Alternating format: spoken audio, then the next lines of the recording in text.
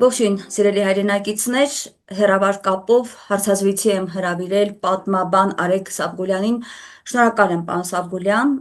հարցազրույցիս առաջարկը չմերժելու համար։ Պարոն Սաբգուլյան,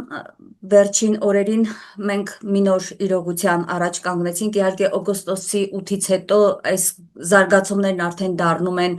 այդ նույն տրամաբանության մեջ շարունակական են։ Խոսքս Թրամփի ուղի հանուն միջազգային խաղաղության բարգավաճման այս նախագծի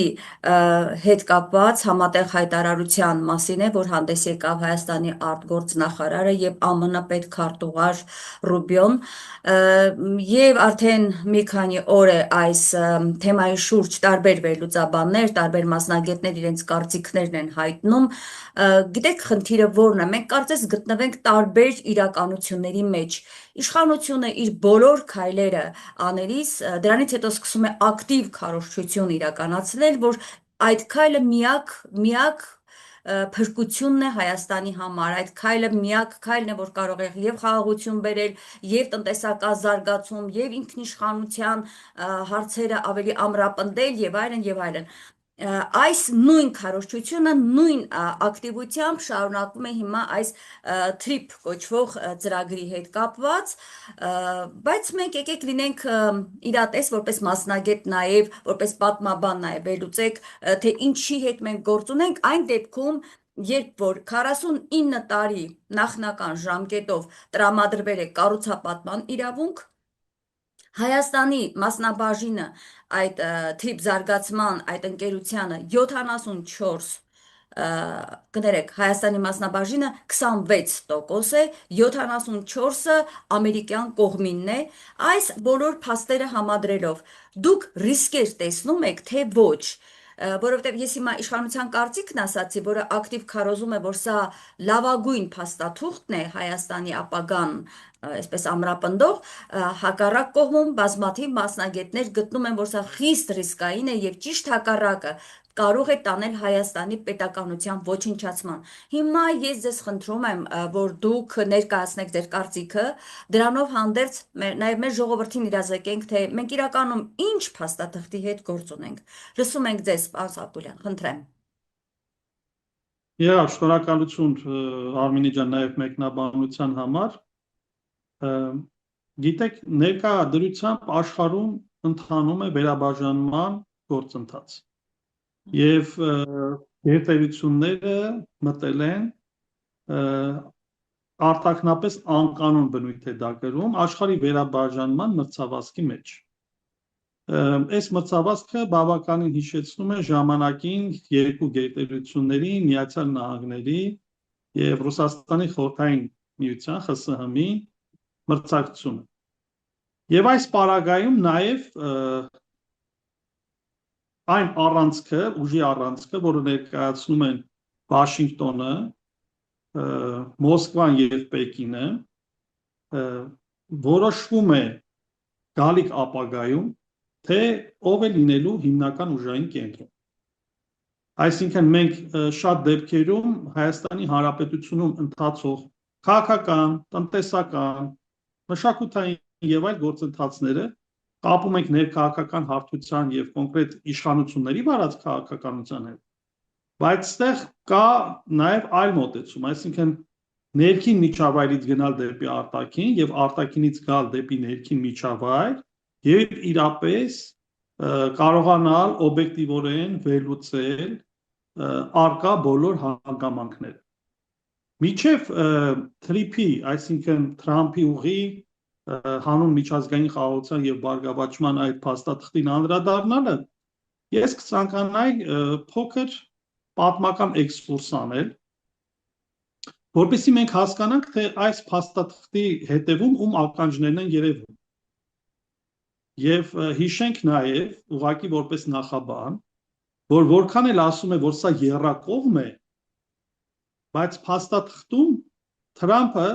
որպես ԱՄՆ նախագահ ստորագրել է որպես վկա։ Նա որպես լիարժեք կողմ, եթե վերցնենք միջազգային իրավունքի դիտանկյունից, վկա է, որ երկու հանրապետություններ, Հայաստանը եւ Ադրբեջանը, ներկայացուցիչները ստորագրել են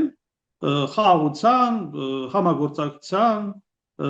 ճանապարհների ապաշրջապատման եւ այլն պայմանագիր։ Եվ սա խոսում է այն մասին, որ ինչ որտեղ Միացյալ Նահանգները դիտորդի կարգավիճակում են եւ նաեւ այդ պայմանագրում մի հետաքրքիր կետ կա, որ պայմանագրի մի շարք կետեր ընդհանրապես նաև ճանապարհների ապաշրջապակումը պետք է համաձայնվեն Միացյալ Նահանգների եւ երրորդ կողմը ներկայացնող երկրների հետ։ Բնականաբար ենթատեքստում երրորդ կողմի երկրների այդ ենթատեքստը ներկայացնում է Թուրքիան։ Հիմա ինչպես ասացի, փոքրիկ պատմական անդրադարձը անեմ։ Դուք հիշում եք, որ Հայաստանի Հանրապետության նախագահ Սերժ Սարգսյանի օրոք սկսեց ֆուտբոլային դիվանագիտություն։ Այդ ժամանակ Աբդուլլա Գյուլը այցելեց Հայաստան, ֆուտբոլային խաղ եղավ, դրանից հետո եղան այդ հայտնի կամ չարաբաստիկ հայ-թուրքական արձանագրությունները, որոնք եվրոպական արևմտյան կողմի ճնշման տակ իրականում ստորագրվեցին Թուրքիայի եւ Հայաստանի կողմից Շվեյցարիայում եւ հարցեր ծագում այդ արձանագրությունները ինչու Թուրքիայի ազգային ժողովի կողմից չվավերացվեցին եւ հետագայում նաեւ Հայաստանի կողմից դրանք շրջանառությունից դուրս հանվեցին։ Իմ խորին համոզմամբ դա ոչ թե թուրքական օրակարգն էր այդ շրջանում, այլ ավելի շատ պարտադրված էր։ Այդ ժամանակահատվածում Եվրոպան կամ Արևմուտքը ցանկանում էր տեսնել այդ երկու պետությունների մեջ խաղաղություն, որը ուներ բազմաթիվ ենթաշերտեր, բայց չեմ ուզում ծավալվեմ, որտեղ այսօրվա մեր թեման դա չի։ Ուղղակի ես ուզում եմ բացեմ փակագծը։ Դրանից հետո գիտեք որտեղի ունեցավ նույն քարորիա ապրիլյան պատերազմը եւ 2020 թվականի 44-օրյա պատերազմը։ Դրանք երկուսն էլ իրար հետ փոխշաղկապված են։ Եվ 2020 թվականի փաստորեն նոյեմբերի 9-ին լույս 10-ին ստորագրվեց ռազմական գործողությունների դադարեցման համաձայնագիրը կամ հռչակագիրը, որը հայտնի է կապիտուլյացիոն պայմանագիր անվամբ։ Հիմա վերցնենք նույն այդ կապիտուլյացիոն պայմանագիրը։ Ինչ էր ասում դրանում։ Պայմանագրում ավելի շատ Հայաստանը ստանձնում էր պարտավորվածություն, այնտեղ նշվում էին հստակ ժամկետներ, թե նոյեմբերի մինչև 20-ը պետք է հանձնվի Աղդամը, ադրբեջանական վերահսկողությանը, Ղարաբաղը, Քելբաջարը, Բերձորը, Լաչինը, եւ հետագայում Հայաստանի եւ Արցախի միջև նոր ուղի պետք է որոշվեր։ Անվտանգության խնդիրը երկու կողմերի միջև դրվում էր ռուսական խաղաղապահ զորքերի վրա, որոնք 5 տարով պետք է մնային, բայց հիշենք, որ 2023 թվականին Արցախը հայաթափվեց, եւ դրանից հետո ռուսական զորքերի մնալը ընդհանրապես իմաստ չուներ, որովհետեւ ում անվտանգությունը պետք է պահեն, որ դատարկ տարածքը չի պաշտպանելու։ Եվ այս պարագայում այդ համաձայնագրում կամ այսպես ասած ռազմական գործողությունների դադարեցման փաստաթղթում հստակ նշված էր, որ Հայաստանը փաստացի պետք է ապահովի Ադրբեջանի Հանրապետության եւ Նախիջևանի ինքնավար հանրապետության միջև տրանսպորտային ուղու անվտանգությունը, ոչ բառացիեմ ասում, կոնկրետ Նախիջևանի արևմտյան սահմանների նաեւ անվտանգությունը։ Եվ ամեն ինչ անի, որպեսզի այդ երկու միավորները, պետական միավորները կարողանան իրար հետ խաղաղ փոխհամագործակցեն կամ տնտեսական կապեր հաստատեն։ Հիմա այս պարագայում մենք տեսնում ենք, որ այդտեղ իհարկե նախատեսված է նաև ռազմագերիների փոխանակում եւ այլն եւ այլն։ Հիմա 2020 թվականի նոյեմբերի 10-ին այդ կնքված համաձայնագիրը, որը հիշում եք նաև կոവിഡ്ի խառը շրջանն էր եւ այդ շրջանում Արցախյան 44-օրյա պատերազմը դարձավ առաջին ռազմական կոնֆլիկտը կոവിഡ്ի ժամանակաշրջանում կամ պայմանական հետ կոവിഡ്յան շրջանում, չնայած կոവിഡ്ը դեռ չէր ամբողջությամբ այսպես ասած ավարտվել։ Եվ Ամերիկան էլ նաև իր ներքին քաղաքական process-ների մեջ էր մխրճված։ Եվ փաստացի դա չճանաչեց, միջազգային հանրությունը այդ փաստաթուղթը չճանաչեց։ Դրանից հետո փաստորեն Թրամփի երկրորդ կառավարման շրջանում սկսվեց նոր մրցավազք աշխարհի վերաբաժանման հետ կապված։ Եվ այս լույսի ներքո ամերիկյան կողմից պարտադրվեց, որ փաստացի պետքա վերանայվի այն փաստաթուղթը, որը ստորագրվել է նոյեմբերի 10-ին։ Արդյունքում այդ ժամանակահատվածում Արցախը հայաթափվեց։ Այն ռազմագերիներին, որ պիտի Ադրբեջանը մեզ հանձներ, մի մասին ճանաչեց որպես ահաբեկիչներ եւ Արցախի բարձրաստիճան պաշտոնյաները, ներառյալ 3 նախագահները, պետնախարար նախկին Ռուբեն Վարդանյանը, գեներալիտետից ներկայացուցիչներ, միջև հիմա գտնվում են Բաքվի բանտում։ Եվ Ադրբեջանի կողմից չկա որևէ ռեալ քայլ կամ ցանկություն, որպեսզի այս մարդկանց ազատ արձակել։ Այսինքն մենք կարող ենք անընդհատ փաստաթղթեր ստորագրել, մեր նախորդ հանդիպման ժամանակ ես ասեցի։ Այսինքն նույնը թրիփում հղումը տրվում է Ալմաթայի հռչակագրին, հա, եւ ասում է, որ կողմերը պետք է հավատարիմ մնան նաեւ Ալմաթային, բայց նույն Ալմաթայում ինչ է ասում։ Միջազգային իրավունքին հայտնի նորմերն է ամրագրված, ինքնիշխանության հավասարություն, ինքնորոշում, միմյանց տարածքային ամբողջականության եւ սուվերենության ճանաչում, եւ հետաքրքիրն այն է, որ նույն փաստաթղթում ամրագրված է փոքր ազգերի, ազգային փոքրամասնությունների իրավունքների եւ ինքնորոշման իրավունքի ճանաչումը։ Ընդհանրապես միջազգային իրավունքի մեջ այդ երկու հակասող դրույթը կա՝ տարածքային ամբողջականություն եւ ազգային ինքնորոշում։ Նույնը հայ-թուրքական արձանագրությունների մեջ նշվում էր, որ պետք է Հայաստանը ճանաչի Ադրբեջանի տարածքային ամբողջականությունը։ Ալմաթայի հռչակագիրը երբ որ ստորագրվում էր եւ այն ուժի մեջ մտավ 1991 թվականի դեկտեմբերի 21-ին, մենք արդեն ռազմական կոնֆլիկտի մեջ ենք 1988 թվականից սկսած, որը տևեց մինչև 1994 թվականը։ Այսինքն եթե հիմք ենք վերցնում այդ փաստաթուղթը, այդ ժամանակ հրապարակումից հետո պետք է երկու կողմերը բանակցեն եւ ռազմական գործողությունները դադարեցվեն։ Եվ Հայաստանը այդ ժամանակաշրջանում պետք է ճանաչեր փաստորեն Ադրբեջանի տարածքային ամբողջականություն։ Հիմա այս պարագայում, եթե մենք վերլուծում ենք այս բոլոր փաստաթղթերը, թե Հայաստանին կոնկրետ գալիս է թրիփին, ինչ օգուտ կարող է տալ։ Փաստացի վիճահարույց է նաև այն հանգամանքը, որ այդ ճանապարհի վերահսկողությունը դրվում է նաև Միացյալ Նահանգների վրա եւ նաև խոսք է գնում, որ այդ աշխատանքները ճանապարհի շահագործումը կարող է իրականացնել ոչ թե պետական, այլ Միացյալ Նահանգների կողմից ներկայացող որևէ մասնավոր կազմակերպություն։ Եվ չի բացառում, որ այդ մասնավոր կազմակերպության բաժնետերը 51% բաժնեմասը պատկանի Թուրքիայի Հանրապետությանը կամ Թուրքիայի Հանրապետությունը ներկայացնող որևէ մասնավոր դեմքի։ Այս պարագայում Հայաստանում տնտեսական այն շահը, որ իշխանությունները փորձում են մեզ մատուցել, որ կոպիտ ասած կարելի է հանգիստ բազմոցին նստել եւ միայն այդ մաքսային վճարներից Հայաստանի Հանրապետության բյուջե հսկայական գումար կգա, իրականությունը չի համապատասխանում։ Որովհետեւ եթե մենք վերցնում ենք, դա բավականին փոքր հատված է։ Այստեղ ավելի շատ քաղաքական է խնդիրը եւ Ադրբեջանը ու Թուրքիան շահագրգռված են ունենալ ուղիղ ցամաքային ուղիղ կապ եւ այդ ցամաքային ուղիղ կապը ժամանակի ընթացքում ինչպես ցանկանում է Ադրբեջանի Հանրապետությունը եւ Ադրբեջանի նախագահի բերանից 2025 թվականի օգոստոսի 8-ի ստորագրած Թրամփի բանը ուղուց թրիփից հետո մենք չենք լսել Թրամփի ուղի եզրը։ Այսինքն հայկական կողմը ասում է Թրամփի ուղի, ադրբեջանական կողմը դրա անունը դրել է Զանգեզուրի միջանցք։ Եվ առիթը բաց չեն թողնում թե միջազգային հանրության մոտ, թե ներքին լսարանին ուղղելով Զանգեզուրի միջանցք եզրը։ Այսինքն դա են օգտագործում հիմնականում։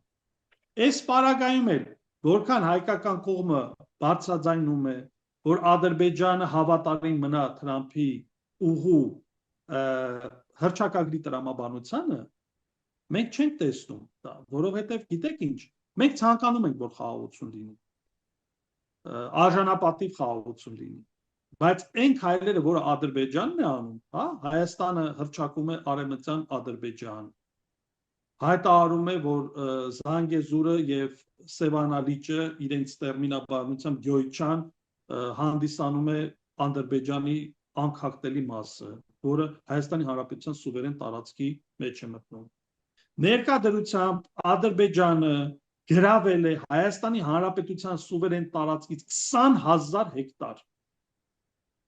Ապրիլյան պատերազմին հիշում եք 800 հեկտար ազատագրված տարածքից կորցվել էր եւ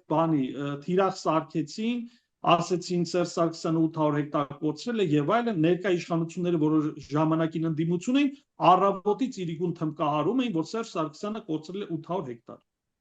Լավ, Սերժ Սարգսյանը ընդունենք այդ ժամանակաշրջանում Հայաստանի Հանրապետությունը, այսպես ասեմ, հավաքական կառավարությունը կամ իշխանությունը կորցրել էր 800 հեկտար, բայց դուք այսօր 20,000 հեկտար զիջել եք Հայաստանի Հանրապետության սուվերեն տարածքից, որը ընդհանրապես կապ չունի Հայաստանի եւ Ադրբեջանի միջև սահմանազատման գործընթացի հետ։ Ընդհանրապես կապ չունի։ Այսինքն, եթե մենք գնում ենք խաղաղության ճանապարհով, Ադրբեջանը կարող է իր զորքերը հետ քաշել այդ տարածքից, որը կոնկրետ ճանաչված է Հայաստանի Հանրապետության սուվերեն տարածք։ Իհարկե կարող է, բայց չի ուզում։ Իսկ ինչի չի ուզում, որովհետև Հայաստանի Հանրապետության վրա օր-օրի Ադրբեջանի եւ Թուրքիայի կողմից ճնշումը ավելի է ստանում, որպեսզի հնարավորինս Հայաստանը գնա զիջումների։ Բացի այդ Թրիփի պայմանագրից կնքումից հետո Ադրբեջանի նախագահը հստակ հայտարարեց, որ վերջնական խաղաղության պայմանագրի ստորագրման համար Հայաստանը ունի կատարելու մի շարք քայլեր, այսպես ասած, ճակերտած տնային առաջադրանքներ, որոնք են դրանք։ Հայաստանի Հանրապետության սահմանադրության փոփոխությունը։ Ակնհայտ իրենք հայտարարում են, որ տեսնում են ներկայումս Հայաստանի Հանրապետության սահմանադրության մեջ բացահայտ հավակնություն, որը ուղղված է Ադրբեջանի կամ ինչ որտեղ Թուրքիայի տարածքային ամբողջականության։ Հավանաբար խոսքը գնում է անկախության հռչակագրի մասին եւ նրա որոշ դրույթների, որտեղ Հայաստանի Հանրապետությունը տեր է կանգնում արևմտահայության դաշտում։ Հիմա հայկական կողմը նաև հայտարարել է, որ դա չի հետևելու հայոց ցեղասպանության ճանաչմանը եւ այլն, բայց այս մարդիկ փաստորեն մուտք են գործում արդեն մեր ներքաղաքական դաշտ եւ փորձում են թելադրել, թե դու ինչ սահմանադրություն պետք է ունենաս։ Մեկ երկրորդը վերջերս Թուրքիայի արտաքին գործերի նախարար Հական Ֆիդանը հայտարարեց, որ իրենք կիսում են Փաշինյանի խաղաղության օրակարգը եւ հնարավորինս աջակցելու են դրան։ Այդ արտահայտությունը արվում է այն ժամանակ, երբ որ 2026 թվականի աստորեն հունիսին սպասում է համապետական ընտրություններ։ Եվ սա ներքաղաքական շրջանակներում շատ վերլուծաբանների, քաղաքագետների եւ նաեւ քաղաքական գործիչների կողմից որակվեց որպես Հայաստանի Հանրապետության ներքաղաքական process-ների անմիջական միջամտում եւ ուղղորդում։ Շատ լավ։ Այո, դուք շատ ճիշտ նկատեցիք վերջի հատվածով, այսպես եթե եզրակացնենք ձեր այս ամբողջ վերլուծությունը, այն ծրագիրը, որն այսօր իրականացվում է եւ անունը դրվել է Թրիփի ծրագիր, շատերը արդեն հստակ անվանում են, որ սա թուրանական ծրագիրն է, Ադրբեջանի, Թուրքիայի մասնավորաբար թուրք-ադրբեջանական տանդեմի վաղեմի երազանքը միավորվելու եւ իրենց պանթուրանական ծրագիրը իրականացնելու։ Հիմա եկեք վերադառնանք պարոն Սաբգուլյան կոնկրետ փաստաթղթին, ես կխնդրեմ ռիսկերը, հա, եկեք մատնանշենք հենց կոնկրետ ռիսկերը։ Ինչ ռիսկեր են կոնկրետ այս փաստաթուղթը պարունակում եւ ինչպես է հնարավոր դրանք չեզոքացնել եւ հնարավոր է թե ոչ։ Մասնավորաբար, օրինակ, Թուրքիան մենք չեք կարծում, որ հենց այս ծրագրով տարածաշրջանում լուրջ ազդեցություն է ունենալու եւ սա նաեւ ուղղակիորեն հարված է հարևան Իրանին։ Եվ իզուր չէ, որ մենք լսեցինք Իրանի կողմից, Իրանի դեսպանի կողմից հետևյալ հայտարարությունը, որ այս ծրագրով փաստորեն ստացվում է Հայաստանը դառնում է հակաիրանական գործողությունների կենտրոն։ Սա ինչ լրջագույն վտանգ կարող է լինել Հայաստանի համար, եթե Իրանը այլևս Հայաստանը ընկալում է որպես ոչ բարեկամ երկիր, որտեղ սա շատ լուրջ հայտարարություն է։ Իրանը միշտ զուսպ է եղել իր հայտարարություններում, հա, քաղաքական, եւ այդ հայտարարություններում մշտապես եղել է Հայաստանի շահերից բխող, հա, դիրքերում է հանդես եկել, շեշտելով Հայաստանի համար տարածքային ամբողջականության կարևորումը, Հայաստան-Իրան սահմանի պահպանման կարևորումը որպես կարմիր գիծ, բայց մենք հիմա դեսպանի կողմից նման հայտարարություն ենք լսում ընդամենը օրերս այս թրիփի ծրագրի հրապարակումից հետո։ Ես կխնդրեմ այս մասին անդրադառնալ որպես լրջագույն ռիսկ Հայաստանի անվտանգության համար, խնդրեմ։ Գիտեք, ամենալրջագույն ռիսկը, որը ես տեսնում եմ, եւ իմ հայտարարությունից կամ կարծիքից հետո դա կարող է մի շարք ասեկոսեների տեղիք տա, դա այդ ճանապարհի անվտանգության հարցն է։ Ինչպես պետք է պահպանվի Ադրբեջանը Նախիջևանի հետ կապով ուղու անվտանգության հարցը։ Եթե տարածքում դիցուկ որևէ խնդիր եղավ, միջադեպ եղավ, կոնֆլիկտ եղավ, դա լրացուցիչ հիմք է տալու, իսկ ես չասեմ, թե այդ կոնֆլիկտները ինչպես են հրահրվում եւ ինչպես են սադրում։ Դա լրացուցիչ հիմք է տալու,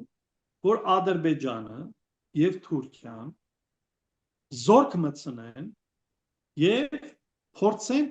իրենք երաշխավորեն այդ ճանապարհի անվտանգություն։ Միգուցե ճանապարհը կառուցվի այնպես, որ Իրանը կտրվի փաստորեն իր Հայաստանով, Վրաստանին եւ Եվրոպային կապող իր ցամաքային ուղուց,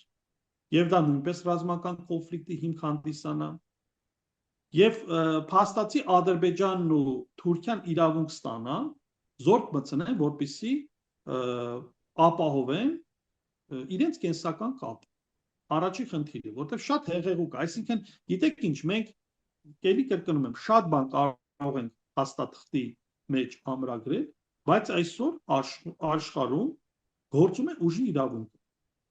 Նույն Միացյալ Նահանգների պատմվածքը Վենեսուելայի հետ կապված, անկախ թե Վենեսուելայի ինչքան հակաժողովրդավարական իրավիճակ կլինի, այդ օպերացիան, Գրենլանդիայի նկատմամբ հավակնություններ, այս ամեն ինչը խոսում է, որ աշխարհը առաջնորդվում է ոչ թե միջազգային իրավունքի նորմերով, այլ ուժի իրավունքից ելնելով։ Հիմա այս պարագայում ինչ հանգամանքներով պայմանավորված։ Եթե խաթարվի այդ ճանապարհի անվտանգությունը, տեղ կարան տեղակայվեն դիցուկ օրինակ ամերիկյան ստորաբաժանումներ կամ ՆԱՏՕ-ի ստորաբաժանումները կամ Իրано-ադրբեջանական ամերիկյան համատեղ ստորաբաժանումը, կներեք, իրանական չէ, ամերիկյան, ադրբեջանական եւ թուրքական, որը լրացուցիչ սադրանք է լինելու Իրանի մասով։ Գիտեք ինչ, Իրանը եւ ոչ մի պետություն չի կարող Հայաստանի շահերը Իրանից վերդասել։ Եթե Իրանը հայտնվեց մեկուսացման օղակի մեջ, նա կարող է նաեւ հարվածել նույն Հայաստանի տարածքի, որտեղ կոնկրետ այս բոլոր նախազգուշացումները հող են նախապատրաստում նշելու, որ եթե դուք փակելու եք այդ ճանապարհը եւ անտեսելու եք տարածաշրջանում Իրանի շահ, Իրանը պատրաստ է գնալու ռազմական գործողությունների։ Եվ ամենավատ սցենարը, որը ես կարող եմ կանխատեսել, եթե այս խաղաղության պայմանագիրը հոդս ցնդի, դուք պատկերացեք մի իրավիճակ, երբ Արարատյան դաշտավայրի հատվածում մտնում է թուրքական զորքը, Գյումրիի ռուսական բազան շարժում է Երևանը պաշտպանելու, ադրբեջանական զորքը եւ Նախիջևանում տեղակայված զորամիավորումները մտնում են Սյունիք, նաեւ մտնում են Գեղարքունիքի հատված, որտեղ Գեղարքունիքի հատվածում այնքան են իրենք առաջացել, որ իրենց հենակետերից պարզ երևում է Սևանա լիճը։ Ես 2024 թվականին մասնակցել եմ զորավարժությունների եւ հստակ տեսել եմ, թե ադրբեջանցիները Հայաստան-Ադրբեջան սահմանային հատվածում, Գեղարքունիքի մարզում, Վարդենիսի հատվածում, ինչ հսկայական ինժեներատեխնիկական աշխատանքներ են տանում եւ ինչպես են կահավորում իրենց ռազմական պոստերը։ Թվում է, թե նրանք երրորդ համաշխարհային պատերազմի են պատրաստվում։ Այդ կարգի մակարդակով իրենք կահավորումն են կատարում եւ գնալով նաեւ զինվում են։ Հիմա այս պարագայում մենք ապավինենք մի փաստաթղթի, որի կողմը հանդիսացել է ամերիկյան կողմը, որը այսօր ամենաակտիվ նախաձեռնող է աշխարհի վերաբաժանման գործընթացում, եւ ասեն, գիտեք ինչ, սա խաղաղություն է բերում, դա հասնում աբսուրդի ժանրից է։ Եվ կարևորագույն մի հարցադրում է, էլի։ Եթե ամբողջ աշխարհը հիբրիդային պատերազմի մթնոլորտում է եւ նաեւ թեժ պատերազմի մեջ է, ինչպես է իշխանություններին հաջողվելու ապավել Հայաստանի Հանրապետությունում խաղաղություն։ Ամեն մի ճանապարհ, որ տարածաշրջանային դերակատարներին դու զիջես ամենաառավելագույնը։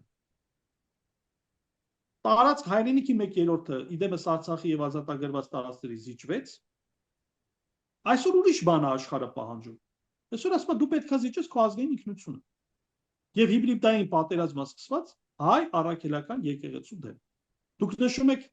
տնտեսական շահի խնդիրը կամ անվտանգության խնդիրը։ Այսօր Հայաստանում լրջագույն խնդիրը դա մեր ազգային ինքնության խնդիրն է։ Եվ եթե հանկարծակի Աստված ոչ անի, այս իշխանությունը վերարտադրվեց 2040 թվականին Հայաստանի Հանրապետության սունում ապրող բնակչությունը ընդամենը հիշելու է, որ իրենց նախնիները հայեր են եղել։ Որովհետև այսօր այդ իրական Հայաստանի գաղափարախոսությունը, որը տանում է, սա է հիբրիդային պատերազմի մի մաս է հանդիսանում եւ կոնկրետ ուղղված է մեր պետականությանը։ Ինչն է մեզ պետություն դարձնում, ինչն է մեզ ազգային պետություն դարձնում։ Եթե դու խաչ ես դնում հայրենիքի, Արևմտյան Հայաստանի, ցեղասպանության հիմնախնդրի, Սփյուռքի եւ մնացած հասկացությունների վրա, նշանակում է դու դառնում ես անդեմ, ամով եւ ես չունեցող պետություն։ Այո, կարող է նույն 1915 թվականի ցեղասպանության դեպքերը Հայաստանի Հանրապետությունում չլինեն։ Որտեղ դրա կարիք չի լինի, որտեղ դու քո ազգային ինքնության համար հրաժարվում ես պայքարը։ Եթե դու դառնում ես անդեմ զանգված, դա լրիվ համապատասխանում է Թուրքիայի այսօրվա շահերին։ Ինչ են ասում թուրքին ու ադրբեջանցիները։ Մենք կանենք առևտուր։ Այս իշխանությունները թութակի պես նույնը կրկնում են։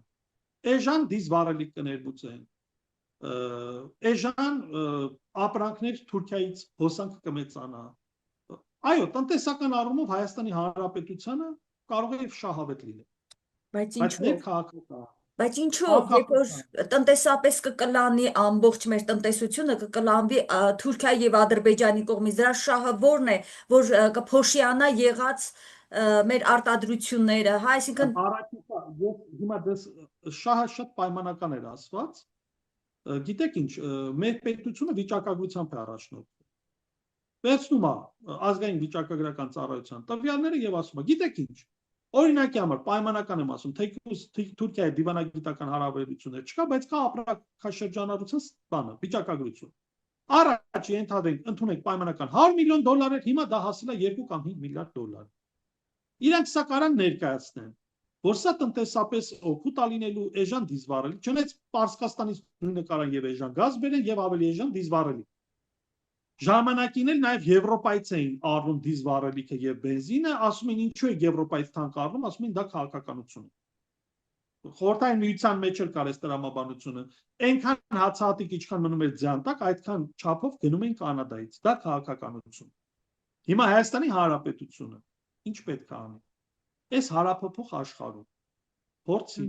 տարածաշրջանային բոլոր դերակատարները այդ լեզու գտնի։ Իդեպ մենք բաց թողեցինք նաև Ռուսաստանի պարը։ Եթե կարելի է այստեղ, այո, դա չենք բաց թողել, դա ես առանձին ուզում եմ այսպես ընդհանուր հարցի մեջ չտանել, էլի, որտեղ դա շատ կարևոր ուղղություն է։ Այստեղ մի բան եւս ճշտենք, ամբողջ խնդիրը ո՞րն է, պարոն Աբուլյան, որ մեր ժողովուրդը այս ծրագիրը, այսինքն ժողովրդին մատուցում է իշխանությունը այս ծրագիրը, որպես միակ փրկություն Հայաստանի համար, որը կբերի անվտանգություն, կբերի տնտեսական, սոցիալական առաջընթաց, զարգացում եւ այլն, մենք պետք է հատ-հատ բացատրենք մեր ժողովրդին իրական ռիսկերը։ Այդ դուք անվտանգային ռիսկերը բերեցիք նաև Իրանի հետ կապված, հա։ Մենք պետք է բացատրենք մեր ժողովրդին, դուք ասում եք չի լինի ցեղասպանություն, ինչպես եղավ 15 թվականին, դե չի լինի, որովհետև ձեռքերը պարզած բոլոր հարցերին Այո, ասում եմ կարող է եւ չլինել, Հա, բայց ես ուզում եմ այստեղ մենք շատ լուրջ զգուշացում անենք մեր ժողովրդին, ինչ է նշանակում 300,000 ադրբեջանցիների արկայություն Հայաստանում։ Սա արդեն ցեղասպանական գործողությունների բազմաթիվ սադրանքների ականատես ենք մենք լինելու, վկան Սիրիայում տեղի ունեցողը, չէ՞։ Մեր աչքի առաջ տեղի ունենում, թե ինչ սադրանքներ են անում, մարդկանց են սպանում, բռնաբարություններ, սպանություններ, թալան, այսինքն մենք այդպես շատ ապահով ընդունում ենք մեր մեջ մի պետության, որը առ այսօր չի ընդունել հայոց ցեղասպանությունը եւ ինքը համարում է թշնամական պետություն։ Հենց ինքն է մեզ դիտում այդպիսին եւ ծրագիր ունի հայավոչնչացման։ Ու այսպես շատ հանգիստ մեր դռները բացում ենք ու խոսում ենք տնտեսական զարգացման մասին։ Ես այս հրա վրա եմ զարմանում,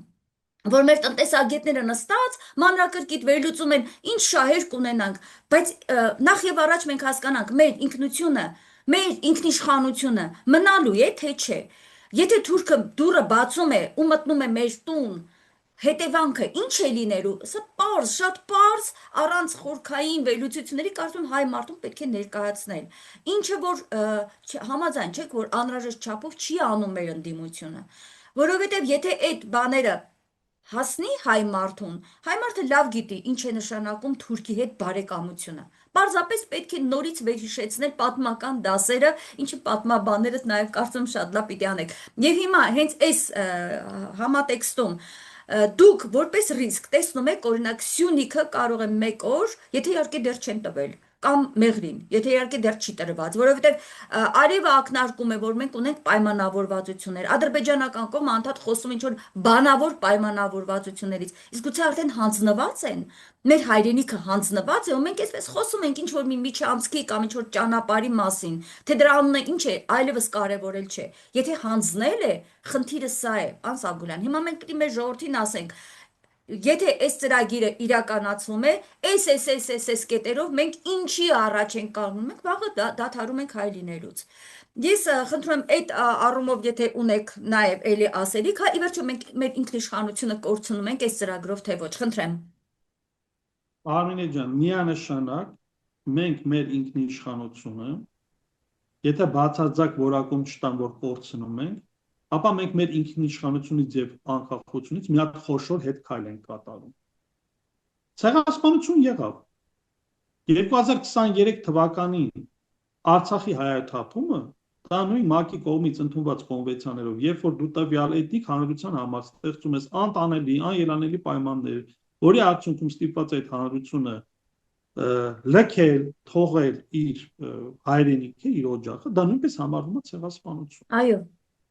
Այո։ Եվ բացի այդ այնտեղ դեպքեր եղան, այդ դիզվառելիքի պաշարները պայթեցին, մի քանի 100 մարդ զոհվեցին, հիմնականը նաև զինվորականներ էին, դա էլ մնաց առեղծված եւ այլն։ Միանշանակ, եթե ադրբեջանա-թուրքական կապիտալը Հայաստանի Հանրապետությունը մեծանում է, հեսա մենք մի քիչ հետո կանդրադառնանք բնականաբար Ռուսաստանին, ցույց տալով նաև Այո, Ռուսաստանը կարևոր գործոն է, ռուսական գործոն է, հիմա առանցին կանդրադառնանք։ Եթե թուրքական կապիտալը ու ադրբեջանական կապիտալը մեծանում է, բնականաբար պարզագույն մեթոդիկա է։ Գրավել տնտեսությունը, ենթարկել քաղաքականությունը, քեզ, այսինքն թելադրել քաղաքականությունը, կամ գրավել քաղաքականությունը եւ ենթարկել տնտեսությունը քեզ տվյալ երկրի։ Հիմա մեր մոտ ի՞նչ է կատարվում։ Մեր մոտ հստակ այս իշխանությունները ունեն պրո-թուրքական, գերթուրքական կողմնորոշում։ Այո։ Այո։ Եվ ծայրահեղությունից քայլում է ծայրահեղություն։ Նախկինում կար ընդգծված սուր պրոռուսական կողմնորոշում, հիմա է պրո-թուրքական։ Խնդիրը տարածաշրջանային դերակատարների միջև բալասավորված քաղաքականության վարումն է, որը չկա այս իշխանությունների մոտ։ Բացի այդ, Արմինե ջան, չկա հստակ արտաքին տնտեսական ռազմավարություն։ Ցանկացած իրար հարգող պետություն, երկիր պետք է ունենա արտաքին տնտեսական ռազմավարություն։ Ուր ես գնում դու։ Այսինքն, ընդունենք դու տեղիք ես տալիս արևմուտքի ճնշմանը, հարաբերող աշխարհում ճնշումները մեծանում են, եւ դու վերցրել ես պրո-թուրքական կուրս։ Դա մեզ ուր է տանում։ Կոնկրետ Թուրքիան, դուք նշեցիք նաեւ, իր օրակարգում ունի մեծ Թուրանի գաղափարը։ Ստեղ մի քիչ խնդիր կա Արմինե ջան, նայեք, օրինակ մեծ Թուրանի գաղափարը ի՞նչ է, ինքը խնդիր է դնում թուրքական աշխարհի վերամիավորում։ Այո։ Իդեպ դա կենտրոնորեն հարվածում է նաև Չինաստանի շահերին, որտեղ այդ ույգուրական էթնիկ հատվածը, որը մոտ 100 միլիոնից անցնում է, իրանք համարում են էթնիկապես թուրք։ Եվ եթե այդ մեծ Թուրանի ծրագիրը ստեղծվում է, իրականում այսպես ասած ստեղծվի այդ պետությունը, դա ոչ պակաս Ռուսաստանի կամ Չինաստանի պես մի հատ գերհզոր պետություն է դառնում, գերտերություն է դառնում։ Ես չեմ կարծում, որ աշխարհի վերլուծաբանները կամ գերտերությունները չեն հասկանում նաև այդ պետության ստեղծման ռիսկը իրենց համար։ Օրինակ նույն Իսրայելը, որ տարածաշրջանային հավակնություններ ունի Մերձավոր Արևելքում թիվ 1-ը լինելու, արդյոք թույլ կտա, որ այդ գաղափարը լինի։ Բայց ստացվում է, որ կոնկրետ Հայաստանի Հանրապետության պարագայում ոնց որ ընդհանուր ստվերային միջազգային կոնսենսուսի են եկել դերակատարների մեծ մասը։ Եվ եթե ասում են, որ կոնկրետ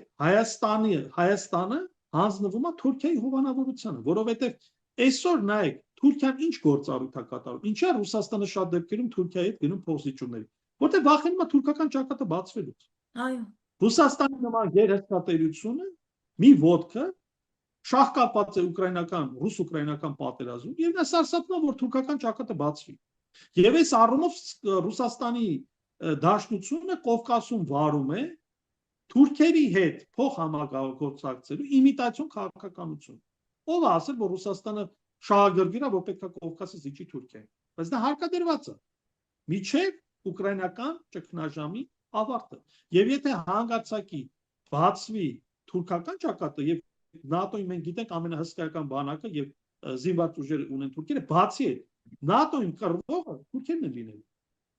Դժվար թե ֆրանսիական կամ բրիտանական կամ չգիտեմ այլ ստորաբաժանումները գան հասնեն տեղ։ Կոնկրետ այդ առաքելությունը, ինչպես նույնը տեսանք Սիրիայում բաժանման process-ում, դրվել է Թուրքիայի վրա։ Եվ այս պարագայում Հայաստանի Հանրապետությունը ոտնատակ կանգնելու։ Մեր ժողովուրդի գոյությունը իրոք վտանգված է, բայց նայեք, առաջին իմպուլսը, առաջին ազդակը, որը մենք մեր ժողովրդին պետք է ուղղենք, դա այսօր Թավշյա ցեղասպանությունն է։ Թավիշների կառավարության կողմից իրականացնող Թավշյա ցեղասպանությունն է, որը նույն Թավշյա Չակերտյալ հեղափոխության կամ իշխանափոխության դերագրի շարունակությունն է։ Այսինքն, ինչ են անում իրանք։ Թուրքիայի հետ բանակցում են, ասում են մեզ տվեք ժամանակ, որպեսզի մենք մեր ժողովրդի հետ աշխատենք, արմատախիլ անենք վրեժխնդրության, ցեղասպանության, արևմտյան Հայաստանի եւ այլ գաղափարները, բերեք նրանց այն կոպիտ եմ ասում, էթնիկ բույսի կարգավիճակին, որպեսզի նրանց մեջ ոչ մի էմոցիա չխոսա։ Ոնց որ մեր պաշտոնյաներից մեկը, ազգային անվտանգության խորհրդի քարտուղարը, հայտարարեց, որ մենք պետք է կարող է բառացի չհիշեմ, խոսքը գնում էր նույն Մասիսի մասին, որը նյարդային ցնցումներ առաջացնում Ադրբեջանի մոտ, ասում է, որ մենք այնպիսի քայլեր պետք է չձեռնարկենք, այնպիսի սիմվոլներ չօգտագործենք,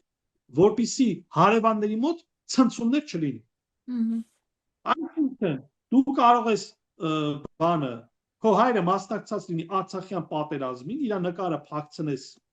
Մասիսի կողքին տանը, եւ դա ցնցումներ առաջացնի Ադրբեջանի կամ Թուրքիայի մոտ։ Եվ նրանք պարտադրեն, որ գիտես ինչ, դու պետք է հրաժարվես քո խորհրդանիշներից, եւ դա լինում է այդ մշակութային ցեղասպանության ծրագրի շրջանակներում։ Այո, դա Հայաստանի գաղափարախոսությունն է, որտեղ ասել եմ անցած անգամ, բացարձակ ոչ մի տող չկա Սփյուռքի մասին։ Եվ խոսում է այլի շահի, հանգստության, խաղաղության, խոսում է, որ մեր ազգը ավելի շատ է տրվել ողբերգությանը եւ այլն, այսինքն մի հատ վարդագույն երազի մատրիցա են ուզում հյուսեն, որտեղ ապահովելու են բնակչության մինիմալ պահանջները սնվելու, եւ իդեպ այդ հարցում էլ այդքան շահագրգռված չենք, մենք տեսնում ենք ներքաղաքական իմաստով ինչպիսի ցինիկական վերաբերմունք կա նույն տարեցների երկրորդակառույցների նկատմամբ, երբ որ խոսքը գնում է օրինակի համար թոշակների 50% բարձրացման կամ սոցփաթեթների հետ կապված, ինչ ասում է իշխանությունը, բարձ ասում է թող ծերերը գնան աշխատեն, թող բիզնես հիմնեն։ Այսինքն նման ցինիկական վերաբերմունք կա եւ միևնույն ժամանակ պետ բյուջեից իրանց աստղաբաշխարում Բարձր վճարներ, այո։ Այսօր է քաղաքական պահ։ Կոնկրետ խնդիրը հետևյալն է։ Այսօր Հայաստանի Հանրապետության բնակչության ուղղությամբ իրականացվում է ծրագրավորված հիբրիդային քաղաքականություն, որի գործիքակազմի մասն է կազմում Թավշյա ցեղասպանությունը, որի գաղափարախոսությունը իրական Հայաստան փաստաթուղթն է, որը իհարկե ազգային ժողովում չի ընդունվել, բայց եթե իրանք վերարտադրեն, հնարավոր է նաև այս փաստաթուղթ ընդունեն, արդեն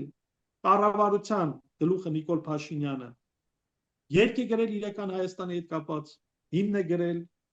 այսինքն իրանք ստեղծում են նոր կեղծ սիմվոլիկա, որի շրջանակներում Հայաստանը իրեն թոթափելու է տարբեր տարատեսակ, պատմաքաղաքական, քաղաքակրթական բարդություններից Թուրքիայի եւ Ադրբեջանի հանրապետությունների հետ շփվելիս։ Եվ եթե դուք նկատակ ունեք, ինքը ավելի վարժ եւ ավելի ինքնավստահ է զգում թուրքական առաջնորդների եւ ադրբեջանցիների հետ հանդիպման ժամանակ, քան Ռուսաստանում եւ այնտեղ ունենք տարածաշրջանային միջազգային տարբեր ֆորումներ, կազմակերպություններ, հա, ԵԱՏՄ-ն եւ այլն, որի շրջանակներում ինքը գնում է հանդիպումների։ Այո, այնտեղ օտարի պես է իրեն զգում թուրքերի հետ։ Այդ վերջի բանը եզրահանգումը սրա հետ կապված։ Եթե մենք իրոք հավատայինք, որ Ադրբեջանի Հանրապետությունը ուզում է խաղաղություն, եթե մենք իրոք հավատայինք, որ եկել է խաղաղության ժամանակաշրջանը, գիտեք ինչ, այսքան վերլուծություններ, քննադատություններ կարող են լինել, բայց չի լինի այն մտայնությունը, այն մտավախությունը, որ մեր ազգային ինքնությունը կոնկրետ վտանգված է։ Եվ ամեն քայլափոխը այս տնտեսական հարաբերությունների ենթատեքստը շատ արագ դուրս է գալիս։ Զիջեք ձեր ազգային ինքնությունը, զիջեք ձեր սահմանադրությունը, զիջեք ձեր պատմությունը, զիջեք ձեր քաղաքակրթությունը։ Ադրբեջանը ունի ընդամենը 100 տարվա պատմություն, 108 տարվա պատմություն, ուզում է, որ Հայաստանի Հանրապետությունը իր պատմությունը շարադրի 2020 թվականի կապիտուլյացիոն փաստաթղթից հետո։ Այսինքն մենք ունենք 6 տարվա պատմություն։ Էս է իրանց նպատակը։ Պարոն Սաբգուլյան, այնքան դիպուկ նկարագրեցիք, ինչի համար շատ շնորհակալ եմ, Թավշյա ցեղասպանություն, ես նաև գրի առա, հա, Հայաստանի դեմ, փաստորեն քաղաքացիական պայմանագրի ձեռքով, որի գաղափարախոսությունը իրական Հայաստանն է։ Սա շատ ամեն ինչ ասվում է, ամեն ինչ ասված է այս բառերի մեջ։ Հիմա ես ուզում եմ, որ եզրափակենք նաև մեր հարցազրույցը անդրադառնալով, իհարկե դուք որոշ չափով արդեն խոսեցիք Ռուսաստանի հետ կապված, բայց հարցս հետևյալ ձևով եմ ուզում նաև տալ։ Թուրքիան ակնհայտորեն կանգնած է ՔՊ-ական իշխանության եւ անձամբ հենց Փաշինյանի մասին հայտարարեց Հական Ֆիդանը օրեր առաջ, որ իրենք եւ կիսում են նրա քաղաքականությունը եւ պատրաստ են նաեւ պաշտպանելու սպասվող ընտրություններում։ Եվրամիությունը կանգնած է Նիկոլ Փաշինյանի կողքին իր 1.5, ինչքան 15, կներեք, 15 միլիոն հա եվրոյով, այո, 15 միլիոն եվրոյով հատկացեցին, որպեսզի այս իշխանությունները գալիք համապետական ընտրություններին պայքարեն հիբրիդային պատերազմի։ Ահա, վերջ, թե հիբրիդային պատերազմն ինչ է, կարելի առանձին մի թեմայով խոսել հասկանալու համար, թե ում դեմ են պայքարում, որտեղ ումը չի ասվում։ Դա Ռուսաստանն է, թե ներքին ընդդիմադիր ուժերն են, սա էլ հələ մի կողմ թողնենք, ես ուզում եմ հարցս հետևյալը տամ։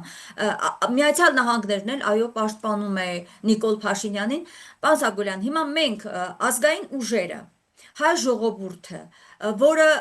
ոտատակ է գնում ՔՊ-ի այս ծրագրերով, դե բերվել են դրսից, որպեսզի իրականացնեն այս ծրագրերը, նաև Բոլթոնին հիշենք, հա, ասում են կարծրատիպերը ջարդեք, որպեսզի այդ համագործակցությունը, բարեկամությունը, այսպես ասած, թուրքերի հետ ստացվի։ Հիմա ինչ պիտի մենք անենք, ազգային ուժերը, մենք պետք է մեր թիկունքին ունենանք այլ գերտերություններ, որոնց շահերին համընկնում է հայկական շահը։ Իսկ այդպիսի մարդիկ էլ կան, եւ անհատներ կան աշխարհում, հայտնի դեմքեր, եւ կարծում եմ ուժային կենտրոններ կլինեն եւ պետություններ, ինչու ոչ նաեւ տարածաշրջանում հայտնի գերտերության մասին եմ նաև ակնարկում, Ռուսաստանի մասին ակնարկը որն է, բաց ասենք, Ռուսաստանը կարող է լինել հայ ազգային ուժերի թիկունքին, ես հիմա այսպես բաց ասում եմ, հա,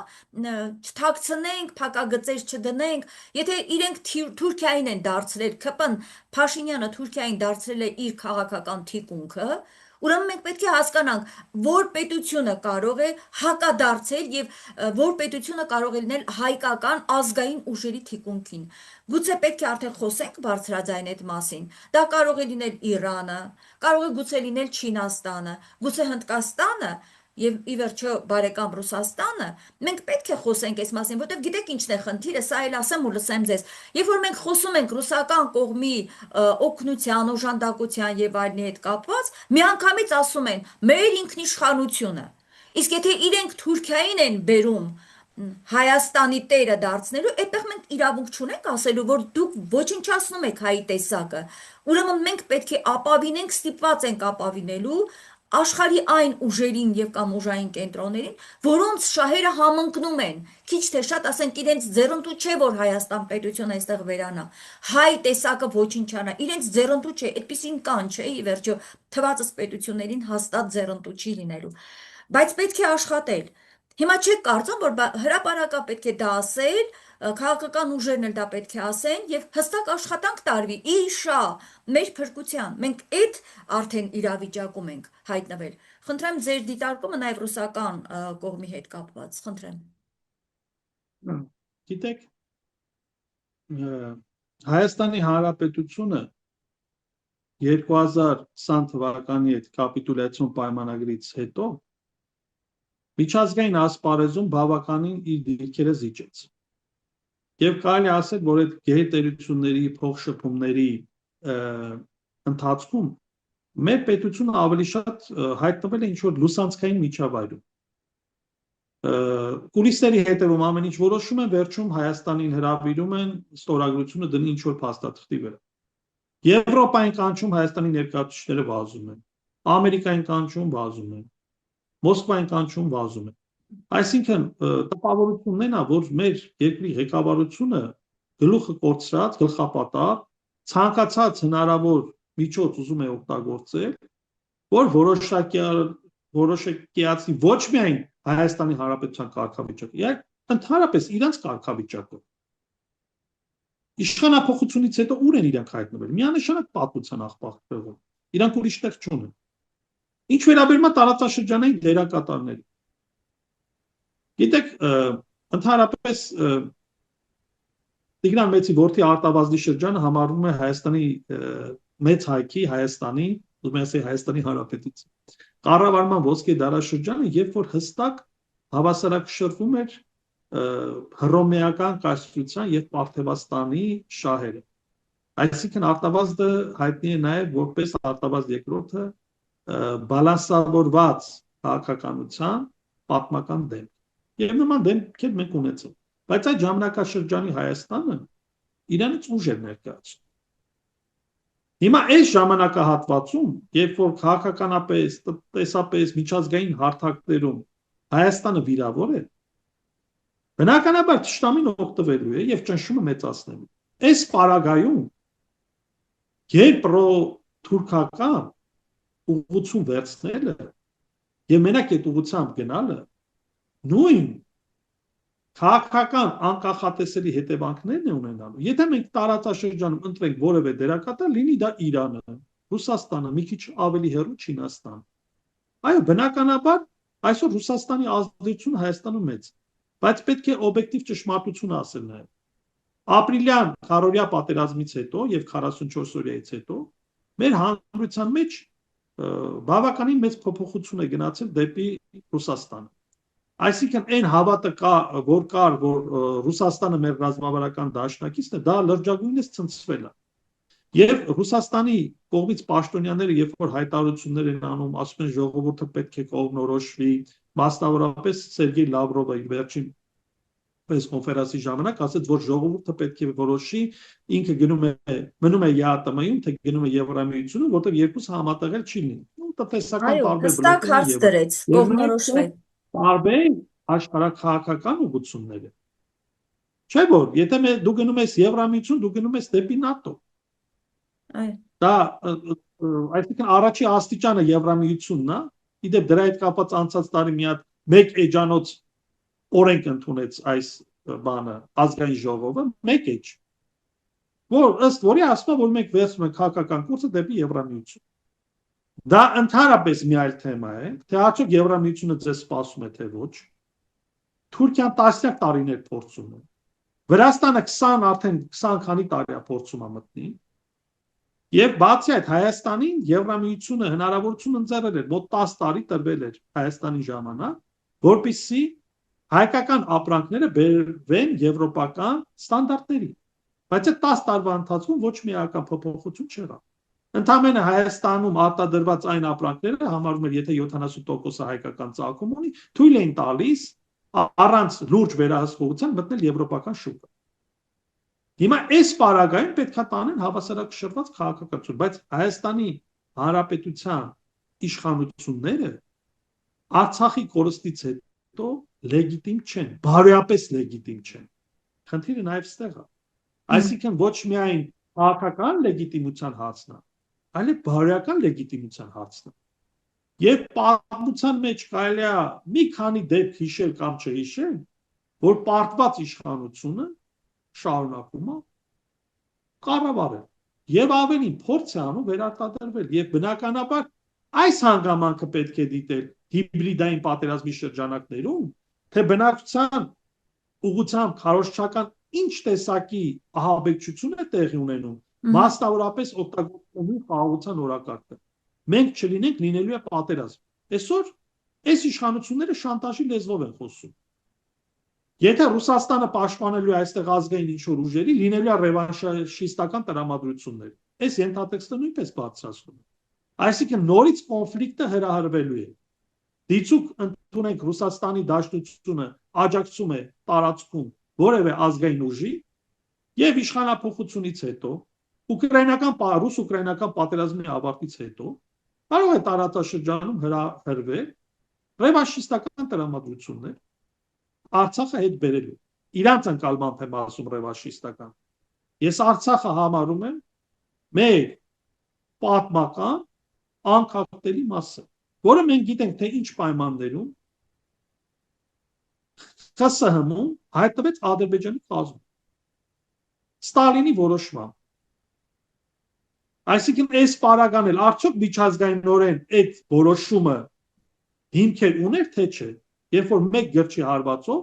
Արցախը կտրվեց եւ միացվեց Ադրբեջանը։ Այս պարագայում ուղղակի ամփոփեմ Այո։ Հայաստանը պետք է փորձի անկախ նույնիսկ այս իշխանությունները ինչ են ներկայացնում կամ ինչով են առաջնորդվում համենայն դեպս իրանք ապրում են Հայաստանի Հանրապետության տարածքում գլոբալ կատակլիզմներից քաղաքական խուսափելու համար պետք է փորձեն գտնել լեզու տարածաշրջանի բոլոր դերակատարների հետ։